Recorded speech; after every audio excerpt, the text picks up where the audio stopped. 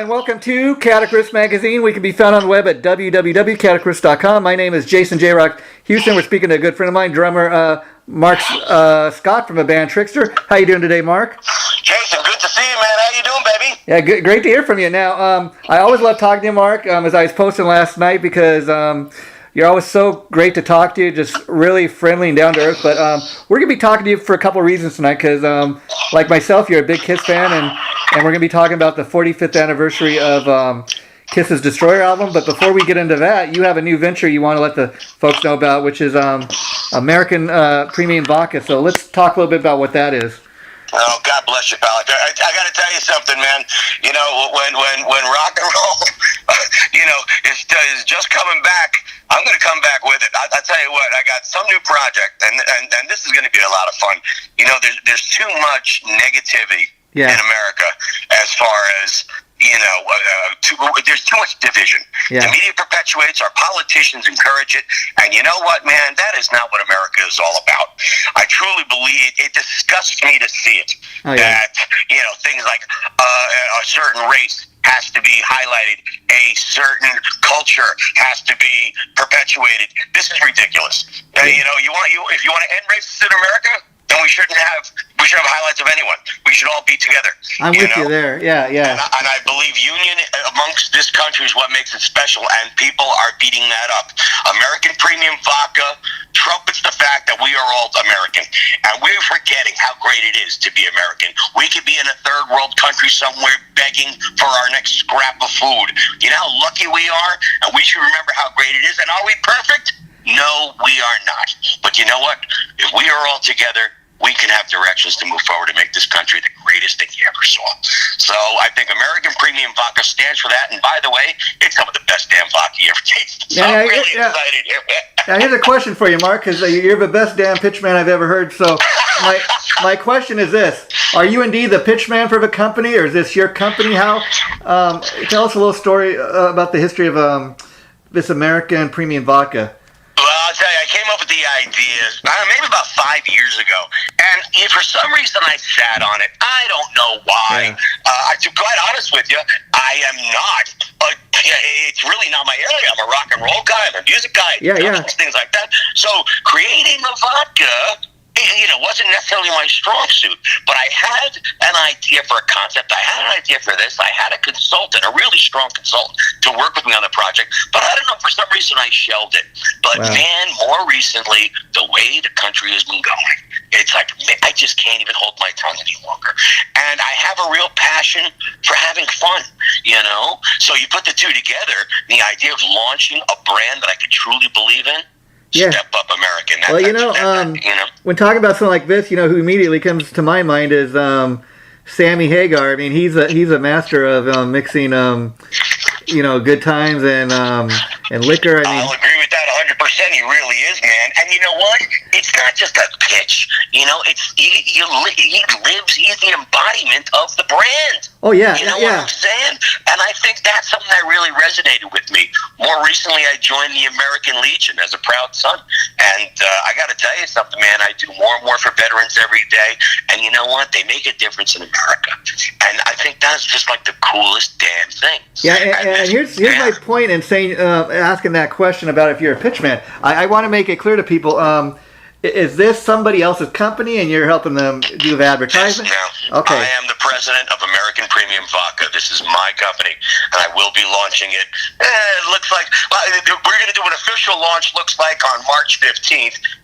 It's going to coincide with the American Legion birthday, and we're going to do a launch party like you never saw, bro. Now is your hopes to sell the vodka like in stores and bars and restaurants, or have it online where people can purchase? Overall, yes. That's actually phase 2.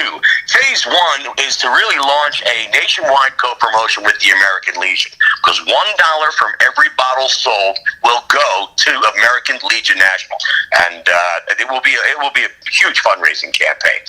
Now, the thing is this: there's almost 2 million members in the American Legion, and there's over 12,000 posts nationwide.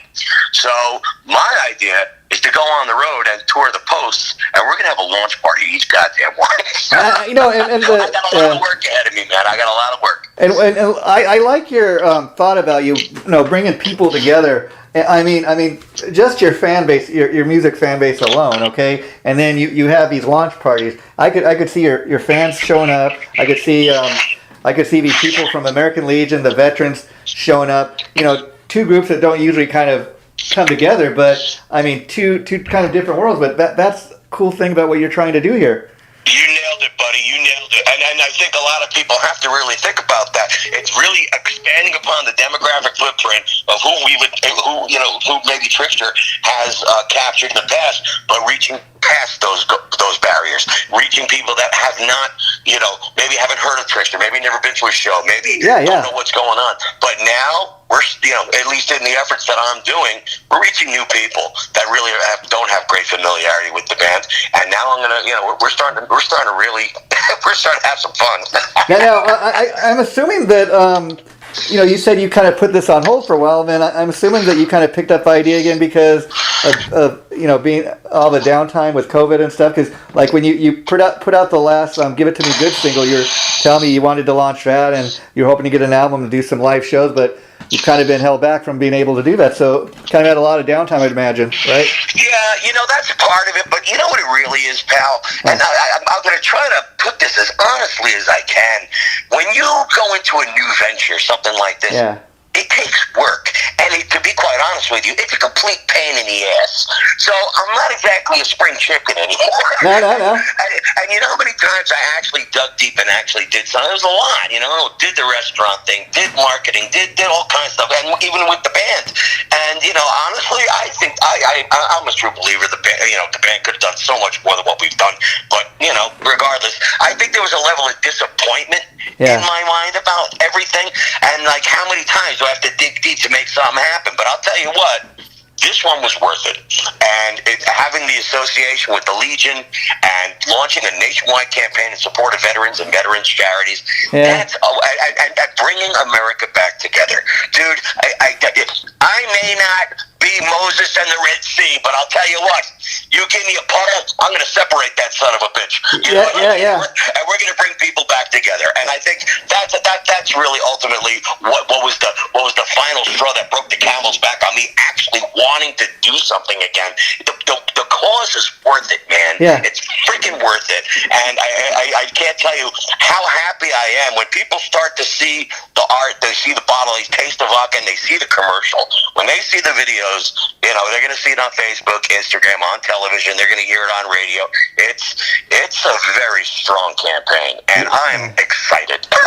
Well, Mark, you talk about getting up there in age, but we all are, and I'll tell you this: you can't have nobody's going to accuse you of making it successful because you're in a boy band or anything like people used to accuse you of back when you were a teenager and that, but you got this, and this is kind of a new thing, and I think that's what makes it so kind of cool to talk about this. Believe me, I appreciate it, bro. And that's another thing. Like, the reason why, I want to keep people guessing a little bit. I mean, I guess the secret's out. Yeah. But I'm not promoting it as my vodka. This is America's vodka. I like that. You know what I mean? And I kind of distanced the whole rock and roll persona thing from it. Yeah. Here and there, you get, I'm promoting and stuff, so people are going to know. Yeah. But I'm not making it my vodka. You know what I mean? I'm merely a slave to the brand. You know what I mean? Yeah. I want to bring the brand as far as it can go. I want to get it from sea to shining sea. I want to conquer this country, and it's going to start in Phoenix, Arizona, and it's going to work its way out. And I'm telling you, the American Legion is a very strong alliance to have. And I've got 2 million brothers across this land with 12,000 locations that we're gonna raise some funds for some very worthy causes. Yeah, and for real American heroes. And what I like about it, that is, I mean, there would be a certain thing to, selling this to the, Trixter fans and kind of branding it around, who you are and what you've accomplished with that band. But I dig the fact that a lot of people buying this vodka are going to probably know nothing about Trixter, what came before this, and you played in a band. Oh, really? Okay, that's kind of cool. You know? Yeah. Again, like I said, I'm really not promoting it as my vodka. Yeah. It is. It doesn't mean that I have to be the. I am not the. I don't want to be the face of this. Yeah. America is the face of this. The people are the face of this, not me. I'm merely their servant. You know what I mean? So will I go around the country and promote it? Absolutely. And it will most likely be at all the American Legion posts, and you'll hear me every week, and I'll be somewhere different. And people are welcome to come on down and try some free vodka, and as long as it complies with local state laws, we're gonna have a hoot of a time. I'm bringing bands with me. We're going to have military dedication ceremonies. We're gonna drink, man. We're gonna have a great time. Yeah, and people always accuse drummers because the drummers typically, the guy in the back of the stage wanting to get up there in the front. But what I love about this, when I was watching the commercial you sent me for this, your voice, like you said, you don't want to be the face. You are the voice, though, and that's I must admit the voice does kind of work. Yeah, the voice does work, is what I'm saying. And did you write the commercial yourself, or did you just kind of? Yes, I did. Wow. Yes, I did. Now here's the thing: we were talking about it. When people actually hear it, they may hear a side of me that maybe they didn't hear. I mean, normally I'm a little wild, a little crazy, a little silly. Yeah. This is a very serious brand. And, I can be crazy like that. It's not an act, but there's also a side of me that's pretty damn serious. Yeah. And when it comes to, making America great, or, sharing values of what brings people together in this country and how together we can make America something special like it used to be. I mean, when you listen to everything you say in the commercial, one thing that really comes across is this guy's really patriotic. I mean, and I think that's the message you are indeed trying to get across, and it comes across. Well, I do appreciate that, pal. Thank you so much. I appreciate that. But hey, man, it's really the people's choice. And here's another thing that really just disgusted me about the whole thing. You know how many vodkas there are out there, and some of them claim to be American, but nobody promotes America. Wow. How the hell is that, man? Yeah. How the hell did it take me, of all the people in the world, to promote this country? You know what I mean? Yeah. I mean, that's the guy. I played taps and funerals and at Memorial Day parades, 4th of July. I played at cemeteries for 40-something years when I was in high school, for crying out loud.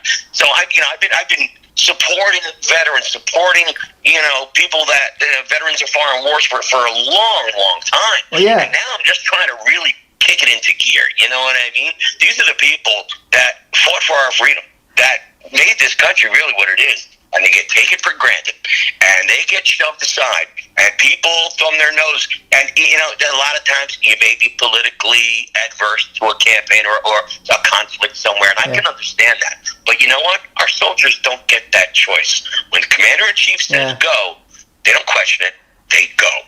And let me tell you something, pal. There's something to be said for an individual that stands up and goes. Whether he believes in it or not, he does the job, and he secures the freedom of this country. And those people should never, ever be forgotten. And I think a lot of people really just don't understand that fundamental. Yeah, I mean, not to get too political, I do think that I lean a lot towards the same views as you, but I mean, I never thought we'd have an American president that would leave American soldiers, stranded. I mean, and I'll just kind of leave it at that, Yeah, I listen, you and I have very similar thinking, but even with this brand, American Premium Vodka, I don't want to get political. I want to have a bigger conversation about the ideals of Americans. You know what I mean?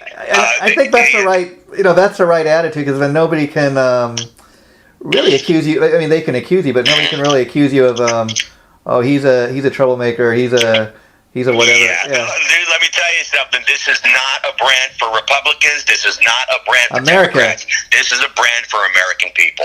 And we're putting partisan aside. That really has nothing to do with it. This is a vision of how lucky that people should not forget how great it is to be American. Yeah, and then another thing that just kind of popped in my mind. I remembered a few years back you had a solo single called Ave Maria, and I think originally was released to pay tribute to kind of 9/11 and that. And I could see, I think it'd be cool, if you you go to some of these events, and maybe I could see playing that song or get up on stage, or even just playing the song for the people here. But that would be a cool way to tie that in. Man, you never know, buddy. You never know. I'm telling you, we got the music in the commercial. You might recognize that's something that I've had on a couple of my albums, and it will in fact become the theme song for American Premium Vodka. So honestly, who knows how I mean, just getting started, right? I just had to whip out my horn every once in a while and just start rocking in public. So it can be fun. But I tell you what, when we do the launch parties, and these launch parties probably won't happen until the end of February, beginning of March.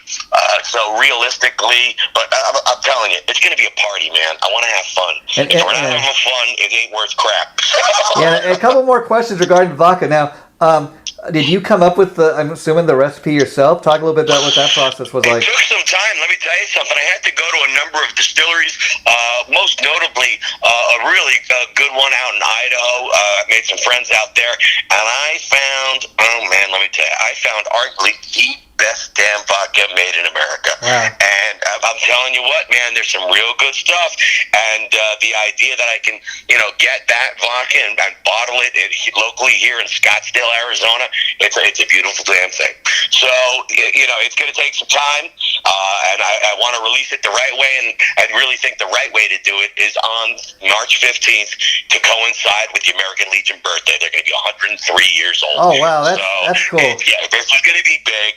And this is why I want to be a nationwide campaign to fundraise and raise funds in support of our military veterans. And they do so much. They raise over $90 million a year for veteran-associated charities. That's a lot of damn money. What a marketing genius that is, I mean. Well, dude, it's out for me. Again, $1 from every bottle sold will go directly to the American Legion.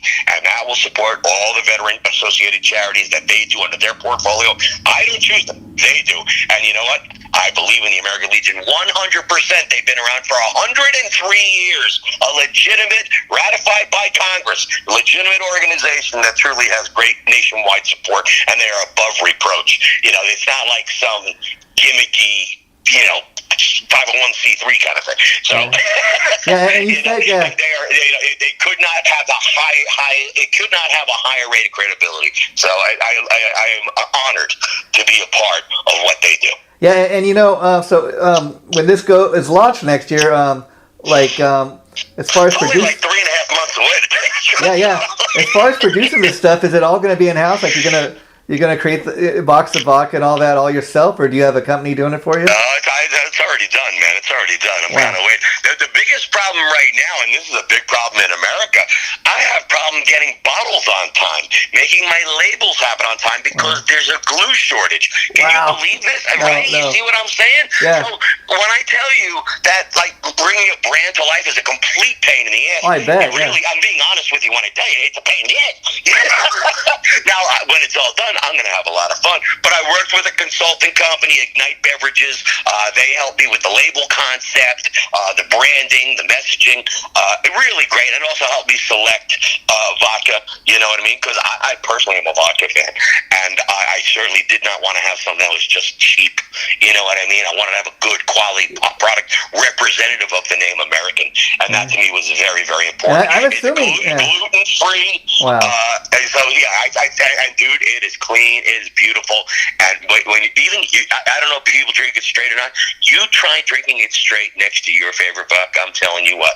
Wow. you're gonna see the real deal, my friend. I am so proud. I cannot tell you how proud I am to launch this sucker. And I just wish it were tomorrow. I can't wait. Could you imagine the one thing to get in your way is glue? I mean, a shortage of glue. Dude, this is what I'm saying. Who would have thought? You would have thought I would have problems getting potatoes or getting elements for your vodka.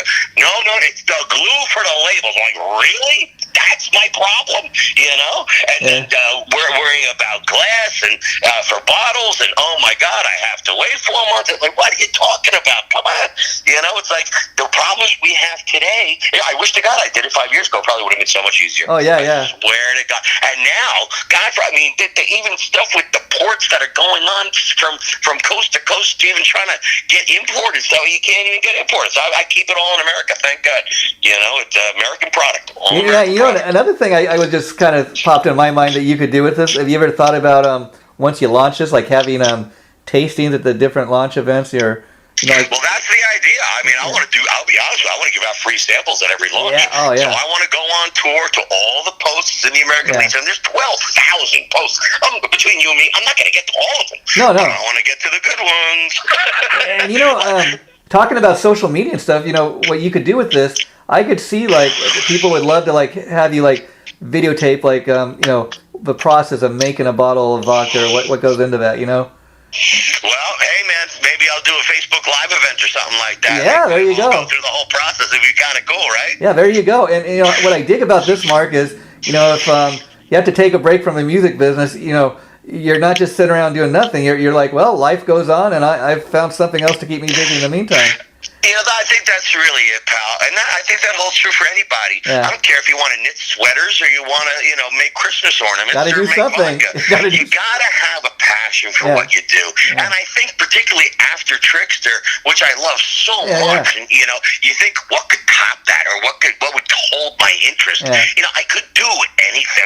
I guess I really wanted to, but I don't really want to. I don't want to just do it for a buck. I don't want to just do something because it's there. I want to do something I freaking believe in, And I can hear that in your voice. An alliance with the American Legion. How an amazing opportunity is that? How do I turn that down? How do I not do it, man? So that's the way I look at it.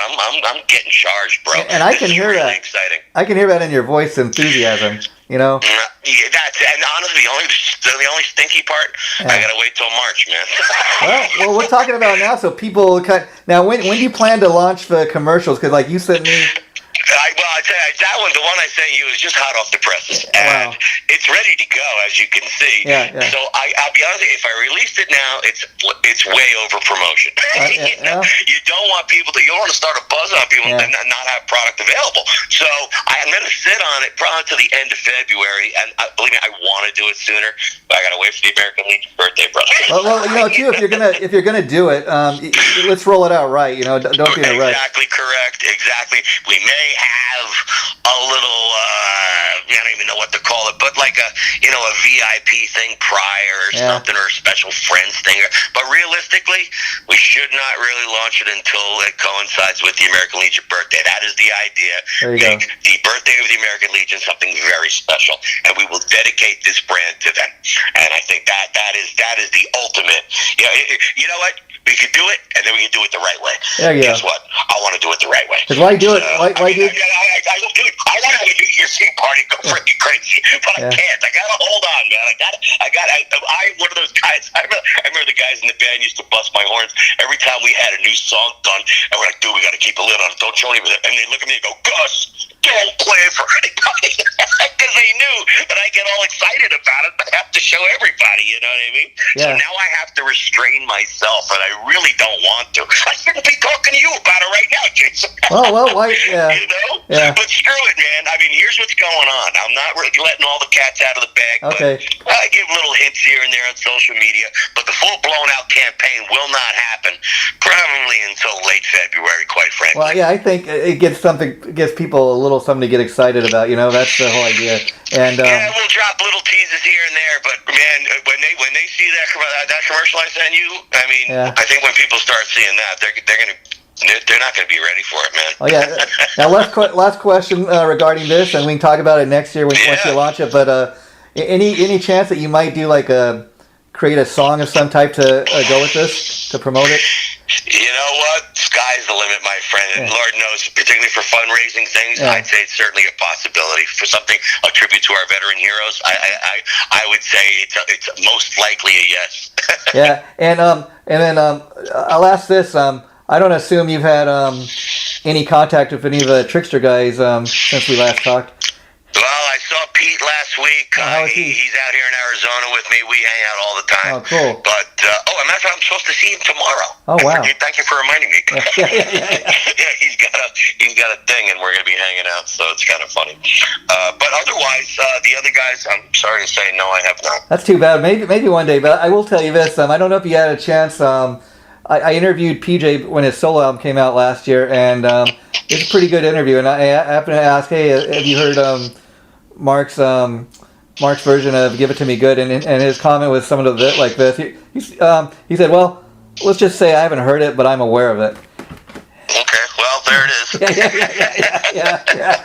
And so, okay, so now, as I was saying at the top of the interview, you and me are both huge Kiss fans, and Kiss just put out the special 45th anniversary edition of Destroyer.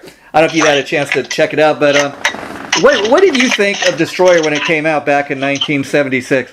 Oh, dude, come on. Yeah. It was the greatest thing since sliced bread. To be honest with you, the thing that really got me, Kiss Alive 2, all the cuts from Destroyer that they did on Kiss Alive 2. Yeah. It's like, dude, that's what started me off. You know what I mean? Yeah. You know, and what I got to tell people, I think that a lot of people may not even realize, Bob Ezrin's the guy that produced this, and he produced all those great Alice Cooper albums. He's still doing stuff with Alice. He produced The Wall by Pink Floyd, okay? And if you listen to this album, one thing that really highlights Ezrin's talent as a musician, a producer, whatever you want to call him, is like you listen to Detroit Rock City, the little sound effects, like the thing with the car crash, and that was all his idea to kind of add that to the song. Right. I remember reading that. I know what you mean, dude. I know. And dude, that's the thing. They did experimentation, but it worked. They did something. They led the charge. They blazed a new trail of doing something, man. And that had an impact with people. And I think that's something so special. And I've heard the guys over the years, and Ezrin himself, say that when they started working with Bob Ezrin, the thing that he noticed is, okay, you guys got talent, but you haven't really exposed what you guys are capable of. And I guess as a producer, he was really kind of a disciplined guy. And that's why if you listen kind of Destroyer, that is the album where the band really kind of came to life. I mean, this is the first thing they did after Kiss Alive, one. And dude, to me, it was the songs, the power, the hooks, the riffs. They had it all, man. You know what I mean? The songs are just killer. How do you deny it? You can't. You just can't, man. And, and that's what was, I think, so great. Nobody was making music like that. Nobody. And Kiss, Gene and Paul, I say over the years that they were huge Beatles fans. This is kind of like a hard rock Beatles, okay? Especially this album. They've got a little bit of everything on here for everybody. And what's cool if you get the special edition they just put out there. There's a second disc that's got some demos and rarities.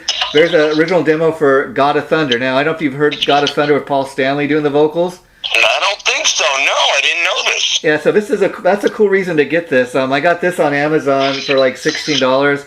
There's a big box set, or you get this as kind of double CD. It's got the extra. I gotta check this out, man. That sounds cool as hell. And so they got a thing of God of Thunder on here with the original Paul Stanley vocals. And the story goes that Paul wrote the song, and when Ezrin heard the band kind of practicing it, he told Paul, "You know what? That sounds like a Gene song. I think we're gonna have him sing that." I heard this. Yes, I heard the story, but I did not hear the cut. Yeah, so I can send it to you later, and you can check it out. I'm gonna have to buy it, dude. Yeah, you really are. That's a collector's item, dude. That's some cool stuff. You know it's what a nice little. I mean, they got an expensive, real expensive, $100-something box, but I got like this 2 CD thing for like $16 or $17, something like that, and it's really worth it because you get all these extra tracks. And there's also on one of the rarities tracks, there's a song called "God of Thunder and Rock and Roll." Yeah, if you listen to "God of Thunder," in the phrasing, he says "God of Thunder and Rock and Roll," rock and roll. Oh, yeah, and you can kind of hear how the song comes together. But what's always amazed me when I heard that story is, unless you really pay attention to who wrote the song, on the album, you're kind of thinking, oh, that's a Gene song, but actually it's a Paul Stanley song. And it just amazes me that Ezrin had that, and actually Gene is now known as the God of Thunder because of that one song, Right. It totally, I know exactly what you're saying, bro. I did read that story, and you know what? It's really true. And Ezrin, one thing's and he wasn't a one-trick pony. This guy had real insight. He had real music ability, and he brought Kiss to a level that they didn't even think that you know what I mean? Oh, yeah. They had a lot of faith in this guy. And to have some guy come in and make decisions about your music, that's a sensitive thing. You know what I mean? Yeah. And Kiss was cool. They said, let's see where this guy goes. And you know what? He took them to a place they probably wouldn't have gone to without him. Well, I'll tell you.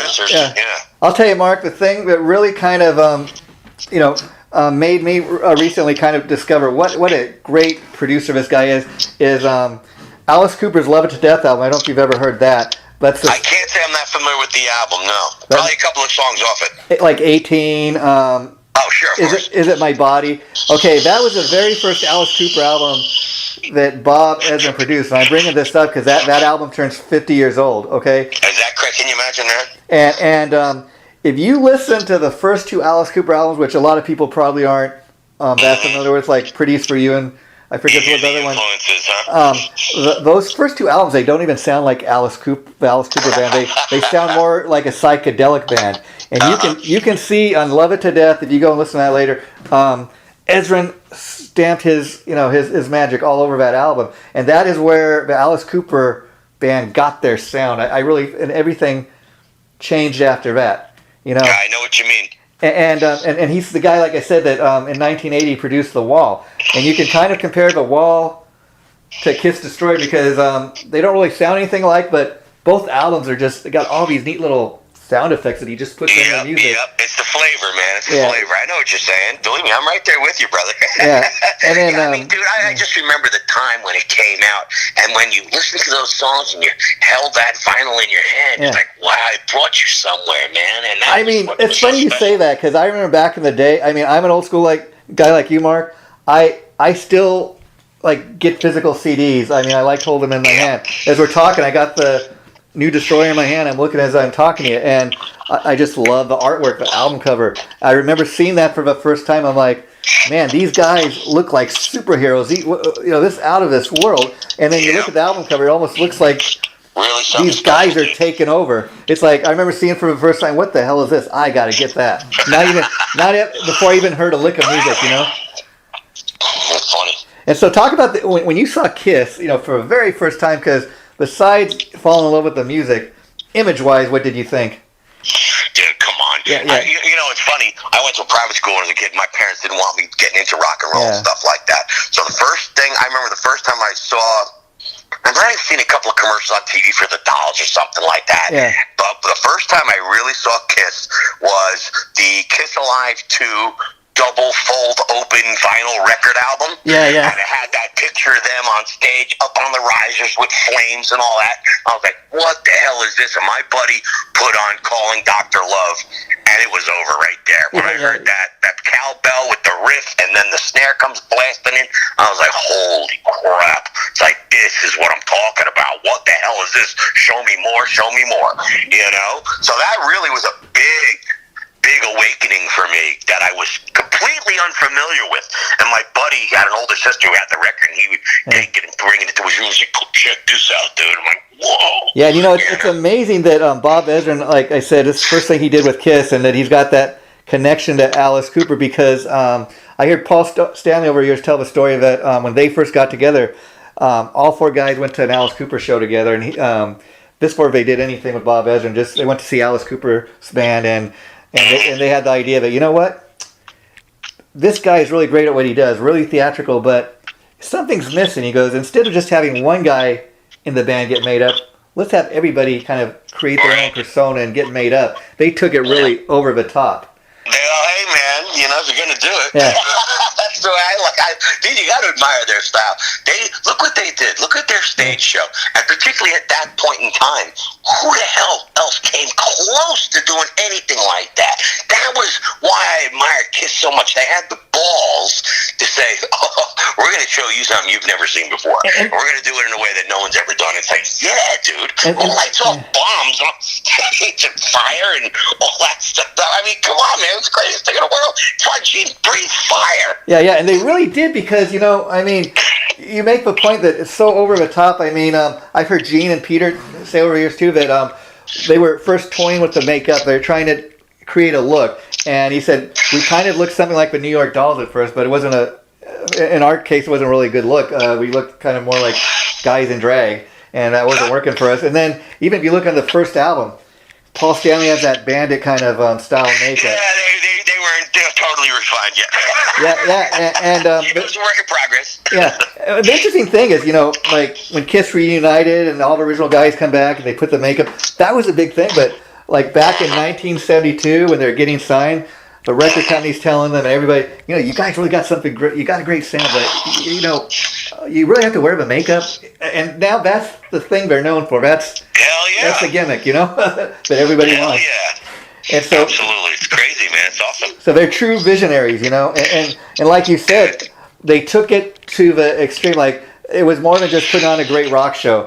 It's more than just, you know, 4 guys from New York in their jeans and T-shirts.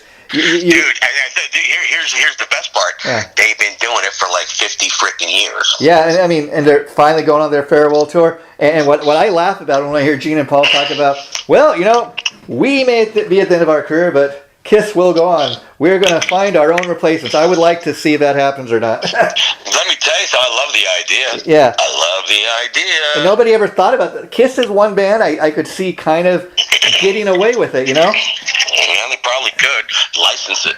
Just, you know, let me tell you something. Bands are doing that now. Yeah, Foreigner, there's one perfect example. You know what I mean? Yeah. There's a number, and I don't want to, you know, I hate to throw people on the bus, or at least, you know, but yeah, I mean, it happens. People, and you know what? People come to see them. I even hear, and they love the music, and they celebrate the good old times and all that. The idea of killing it, why the hell would you do that? Yeah. You know what I mean? Yeah, I even hear, you know, Whitesnake's going on a farewell tour, and David Coverdale, I guess he's getting up there in age, and he's like, well, you know, I don't want to be up there when I can't really do it anymore. And I guess he's going to let the other guys carry on with somebody else, and he's going to continue. I guess we're going to see. It's kind of a shame because we grew up with that, but realistically, you know, you're freaking hitting 80 years old. Yeah. Shit, man. You know, so I don't mean it as a joke. I mean, seriously. No, I mean, these guys have been doing it. That's the thing is, a lot of our heroes are, you know, are dying. I mean, even you know, TV personalities like the Big Ragu, he died just the other day from Laverne and Oh my God, Shirley. for real? Yeah, just yesterday. But oh my God, I didn't know. Yeah, God bless. and you know, Meatloaf, he's another one that he's not in the best of health. But I heard he's in such poor health that he allows his band to kind of carry on with the show, and they got somebody else kind of doing those songs as Meatloaf. You know, Really? which I wouldn't think that you'd be able to get away with, but maybe just people love those songs so much. I don't know, man. Yeah. It's kind of weird to think about it, but hey, you know, it's not like he did it for 2 years and threw in the towel. This son of a bitch been doing it for a long freaking time. Yeah, and you got to give him credit. Yeah, oh yeah, sure. And the other thing I love about Kiss, like I said to me, they've always been like a hard rock Beatles. I love the fact that you got all the guys in the band sing lead, you know, and not just one guy. That keeps it fresh. That keeps it fresh. So you know, when you put on the record for one thing, you know, not the same guy is singing everything. So, and then on this album, like, I also love like "Do You Love Me?" That's a real Paul song. You know, kind of that's a rock star attitude, kind of coming to life. Love it, dude. I'm telling you, man. These are ones that really impacted me, man. That record in particular, the songs on there just kill. They kill. Yeah. You know, it was something really special to me. And you really like my limousine. You like the way the wheels roll. Dude, don't get me started. I'll freaking. Yeah. And you know, I mean, come on, man. I think it touched all of us in such a way, and the idea that they did a whole new version with the secret stuff, like Paul singing lead on "God of Thunder." Dude, come on, that's like some classic stuff, and that's worth the purchase alone. Yeah, you know what I mean. That's stuff it's not people just a cash in. They really made something, you know, unique out of it, and how special is it to have it? And if you're half a Kiss fan, I think you are. You'll want to get this because they got some great demos. They got like demos from Paul Stanley, like unreleased tracks that probably you've never even heard of. There's one like called "Love Is All Right." The Gene ones I think are really cool. I Don't Want No Romance, Rock and Roll Royce. I gotta hear this. I'm not familiar. I'm gonna have to check this out. I'm gonna have to buy it. I'll send you some clips later so you can just check it out. But yeah, a lot of this stuff is cool, man. Thank you very much. A lot of this stuff is cool. And then they got also on the rarities, they got this thing called Live in Paris, like from a concert from May 1976. They got like Hotter Than Hell, Flamin' Youth, Juice, Strutter. Flamin' Youth, you want to talk about All American, that's what I always thought of when I heard that song. Flamin' Youth, set the world on fire. Yeah, dude, I'm all over it. I know it. King of a Nighttime World. I mean, you know, that was such a glam rock tune. I don't know, but I mean, back in the day, I'm like, that's a Paul Stanley tune, yeah, no doubt.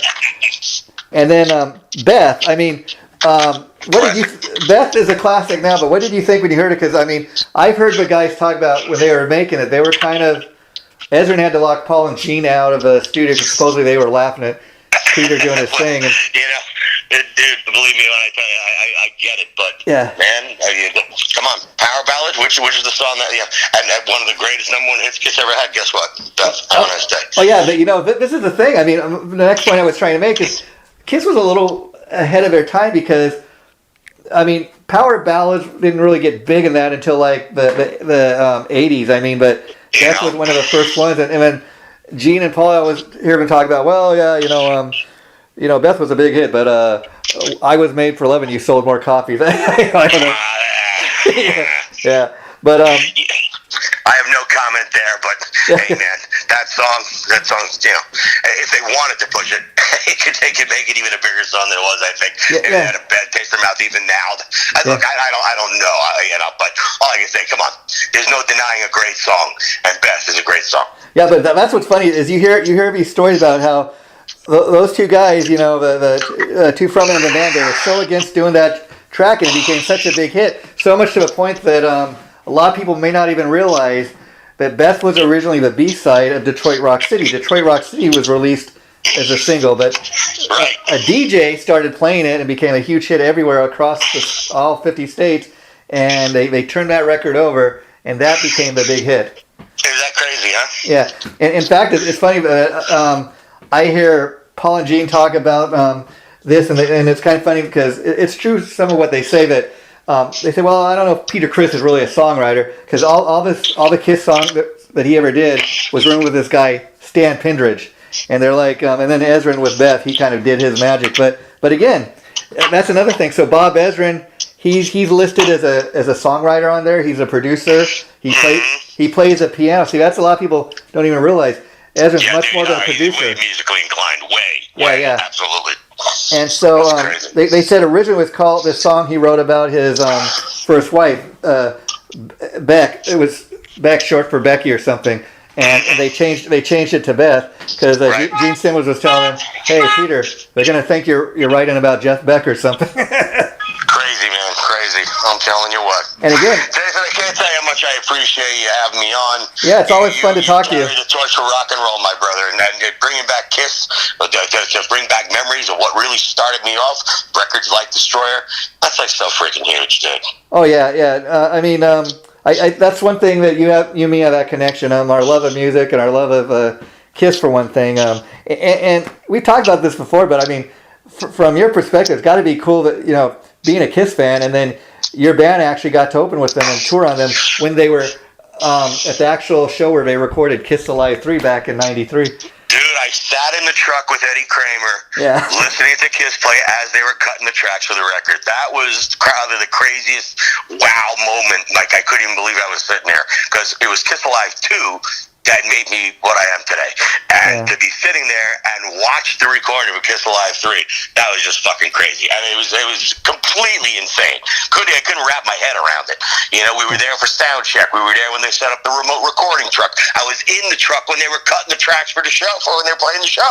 Yeah. I was like, how freaking nuts is that, dude? And some of these songs were on that concert they were filming that night. Hell yeah. Dude, I'm telling you, I was watching Eddie Kramer work the board as Kiss is playing. I was like, what? Come on, man. It was a complete dream come true, and then some. It was, I didn't even expect, I mean, who the hell would have thought? I didn't know they were going to record Kiss Live 3, and there it is one day, the remote recording truck runs in, and Eddie Kramer comes over and says hello. I'm like, you gotta be kidding me. And besides Kiss, that's the guy that produced all those great Led Zeppelin records and Jimi Hendrix. Damn right, bro. Dude, his resume is ridiculous. Yeah, I mean, they've had some great producers, and before we wrap this up, there's a couple more songs we got to talk about. Some of the Gene songs on here.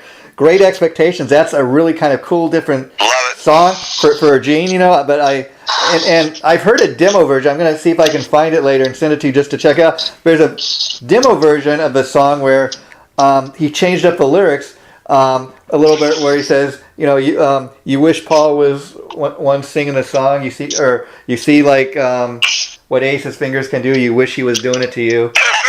And I thought, I know it. I thought they should have left it like that, but I was the one. I was doing it too. I know it, dude. I'm right there, bro. And then I also love the song "Sweet Pain," especially if my sweet pain. Yeah, you got to listen to the lyrics to know what it's really about. But that's the funny thing. It's really about kind of a sexual innuendo, but you got to read between the lines. Yeah, I'm with you. Yeah.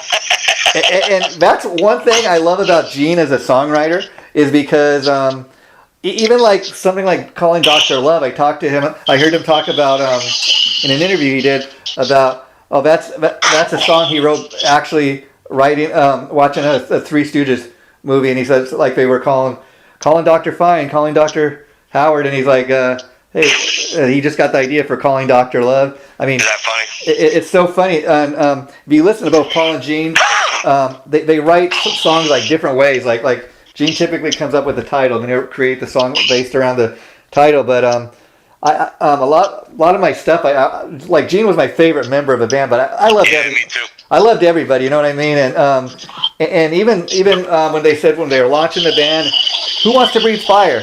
Gene was the only one that raised his hand. And then, and in addition to that, he also spits blood and stuff. And see, a lot of these songs like become showpieces, like in God of Thunder. That's usually the part where he spits the blood or whatever. Right.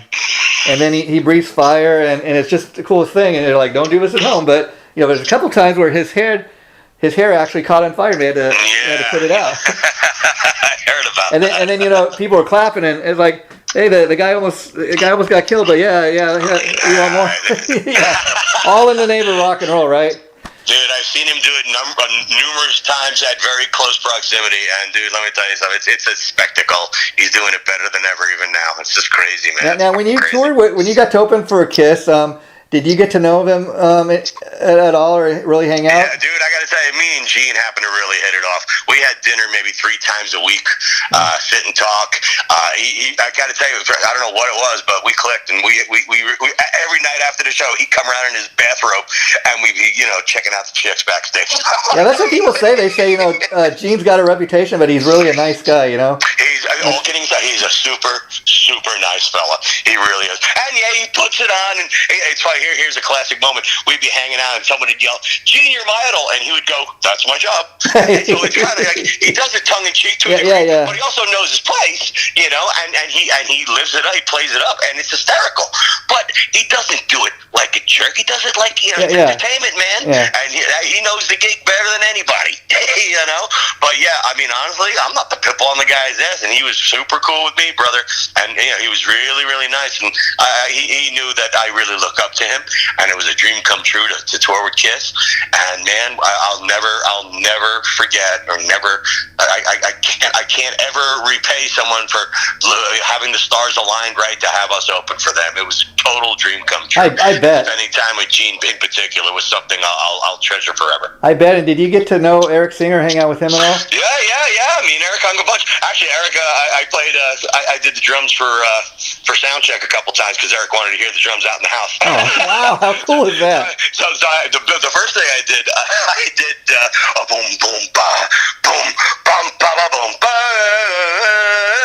I would do that, and I'd play for a little bit. Then I'd stop, and Eric would go, "Keep going, Gus." And I said, "Okay." I had to play some more because he never got a chance to really get out there. He wanted a drummer to play, not just some tech, you know what I mean? So I was rocking on him, man. I got to play that Silver Kitty out on the Revenge tour, and dude, it sounded monstrous. It was awesome. Oh, I bet. And the cool thing is, that was his very first tour with Kiss, and so you're kind of getting to see, him kind of just come into the band. And dude, he killed it. Yeah, Eric Singer kicked it in the ass, man. He destroyed. He was awesome. That's why he's still there. I mean, first of all, he's a real deal, and a super, super nice guy. Yeah, first of all, he had the amazing task of trying to replace Eric Carr. He's never going to do that, but I think part of the reason Kiss fans have been so accepting of him is he's just a huge talent. I mean, besides being a great drummer, I mean, I had no idea until he joined Kiss. I mean, but he's a great singer. They have him from time to time sing like, Nothing to Lose or Black Diamond. Dude, let me tell you something. Yeah. Eric, even before Kiss, was an outstanding musician. Oh yeah. So now with Kiss, he's better than ever. He just got. The best. He's one of the best you can get ever on the whole planet. It's really that simple. He And just- super nice fella. Kicks ass as a drummer. I mean, the son of a bitch can freaking play. So it's I mean, amazing to see. It really yeah, is. and much to my amazement, he's a great singer. And what I mean, I had no idea. I mean, until like around 1998, he put out this album called the Eric Singer Project with Bruce and John Corabi. You got to check it out. I mean, they do. Dude, you know what's also funny? Yeah. Singer played with Alice Cooper too. Right before he joined Kiss. Yeah. Yeah, kind of funny, right? Yeah, and I know that. The Alice Cooper thing that I remember him. I first met Eric when he was with Badlands, and he did great on that record too with Jakey Lee and Ray Gillen. You know, and I don't know if you know the story. What's sad about that is, I don't know if you've ever wondered why the Badlands. Greg Chason also lives out here in Phoenix too. Super nice guy, bass player from Badlands, great guy. Yeah, I don't know if you know the story about the Badlands album. I mean, sadly, it's pretty hard to get that, especially that debut album, because of the way Ray Gillen got sick, and some people have sued because I guess he only slept with people supposedly, and he knew he was sick, but that's why that album kind of remains out of print and hard to find, from what I understand. That's kind of sad because, dude, that's a great album. It's a hell of a record, brother. Yeah. Great songs. Yeah. I do it all the time. I knew Ray, so yeah, he was from New Jersey, man. So, I was reading, sadly, very much like Eric Carr, Ray's been dead, believe it or not, like for 30 years. It's crazy, man. Yeah. Right? Yeah. Did you didn't get a chance to meet Eric Carr, because I know he had just died the previous year. I knew Eric, yeah. I knew Eric Carr. We hung out a couple of times. he showed me how to do my hair the right way. I could kind of see that, because back in the day, you and him had the same type of hair. The same, right. Dude, he was so cool. We hung out a couple of times in particular. One time I remember Giant Stadium. I'm trying to remember what the show was, but he was backstage. He had all these cool silk clothes on. Wow. And he knew I liked him, and I was in Trixter and all that, but we weren't happening yet, But he said, "Come on, man." And I was just following around wherever he went. He said, "Come with me," he was really cool about that. He knew I dug the gig. I loved Kiss, and he was just really cool about the whole experience.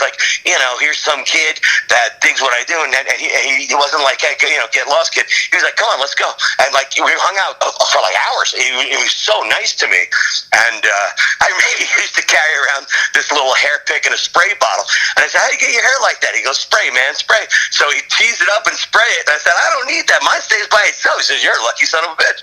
Yeah, everyone I've ever talked to who knew Eric, they say what a cool guy he was, and the fact that how much the fans loved him for that reason. That when all the other guys would go back to the hotel, he'd stay back at the arena and talk to the fans and just hang out with them. Super Dude, cool he was guy. the real deal. Yeah. They're not bull crapping. I mean, he really was a super nice guy. He wasn't an act. I got to tell you, he gave me a lot of love, and he certainly was gone far too soon. It's very, very sad. He really was a very nice guy and a fantastic drummer. Let's get that straight. Oh, no doubt. And I'm glad to hear that you knew him, because it seems like I could just imagine you and him together, having the same energy. It was cute. We were both kind of on the short side, Yeah. So us two fuzzy-headed dudes bopping around, it was kind of funny. He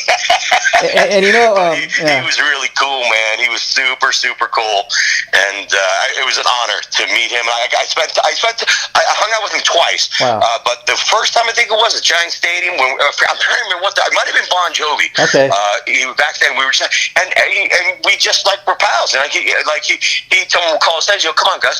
And I'm sticking with Eric. It was really cool. Yeah, so down to earth. It was earth. an honor, and again, it wasn't just because he was a super nice guy, dude. Sounds like that. And he was really cool. Yeah, and I got to tell you, when he died, it was very, very sad.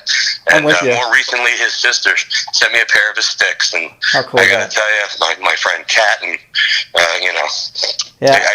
she made that happen. It really touched me. It touched me. I bet. When it brought something back special, and not just because he was in Kiss, but you know what? Because who he treated was. me really nice, and he was a super nice guy, and that really touched me. I mean, you feel sorry for anybody that passed way too young, but just think if he had been a super jerk, but which he wasn't. But that's a super cool story. And oh wow, and November 24th had just passed. That's the 30th anniversary of his death. And he sadly, I don't know if you remember, he happened to die. I didn't know that. Yeah, I don't know if you even realize he died on the same day as Freddie Mercury. I didn't know that either. Yeah, in fact, it was really a controversy at the time because, a lot of, like, Rolling Stone didn't even mention Eric's passing and the death. They mentioned Freddie Mercury's, and I guess Gene, Paul, and Bruce got so pissed that they all wrote a letter kind of signing their names to it, kind of letting them know what they thought about that and saying, how can you not even acknowledge this guy's death? He's been with the band 11 years. He did all this stuff. And I think just to kind of, in tribute to Eric, to kind of cap off what a great guy, he was. He was sick. He was dying of cancer in 1991. And he was, the very last thing he did with Kiss is that God Gave Rock and Roll to You video. I heard Bruce talk about the fact that wasn't his real hair. He was in a wig, but Bruce was like, man, he was pounding those drums when we're shooting the video. He's like, he was playing his heart out. I heard that. He was in no shape, but he did it anyway. He gave it 100%. And that was his swan song, if you will. And you watch that and you can kind of see, that guy was playing his heart out.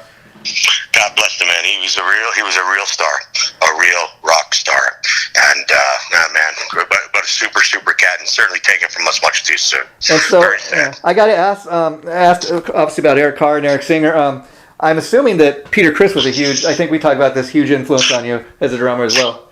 Dude, let me tell you something. You know what the weirdest thing is? I'm a drummer. Peter Criss influenced me. I love the guy. That is the one member of Kiss I never met. You believe that? Well, he's kind of a recluse, we even had a mutual friend, and we tried to set up, but it just didn't work out, man. I don't know. And I would love to meet the guy, you know what I'm saying? But I literally met every other member in Kiss. I never met Peter Criss. Yeah, I hear he's got an album he recorded with Richie Scarlett that was in Ace's band and Mountain. I hear he's working on an album or something with John 5. I'm like, well, I sure hope it gets out one day. But that'd be super cool to hear. But one thing you have in common with your idol Peter Criss is, besides being a drummer, you're a singing drummer. Hey man, God bless. It's good to have the tools. You know what I mean? Yeah, and like we talked before, you're like, I didn't know that I could really sing, but I tried it and people seem to like it, so that's cool. It worked. And any chance that you'll be working on any more solo tunes, Mark? Probably right now it's all about Vodka. Okay, we'll see cool. What happens in the future. I'm actually sitting on a couple, but the timing isn't right yet. So we'll see. We'll get it together. And I know it's getting late where you are, Mark. So we'll get ready to wrap it up. But I just want to let the people know that before we did tonight's interview, I was talking to Mark, and he's agreed to do a part 2 of this interview in a couple of weeks because what we're going to be talking about then is the fact that Trixter did this undercover CD that's just turning 27 years old. So 27th anniversary. I can't believe it's been that long since that, and we want to give that album some love and kind of highlight it. So that's what we'll be doing in a couple of weeks. Sounds good, brother. I look forward to it. Jason, I can't tell you how much I appreciate it, brother. Anytime, Mark. Anytime. And you know... Very, very much. Yeah, anytime. And because you've been a good friend to us, and like I said, you're always so friendly, cool, and down to earth, and just love chatting with you, as everybody can kind of hear. And so you have a great holiday season if I don't talk to you before, and then we'll do the interview in a couple of weeks. Sounds good to me, brother. Jason, thank you so much. I really appreciate it, man. Anytime. Talk to you soon. And Mark, we're gonna when you launch this thing in March, we're gonna talk about it again. Sounds good to me, brother. Take care, buddy. Bye bye. Thanks so much, man. I'll talk to you soon.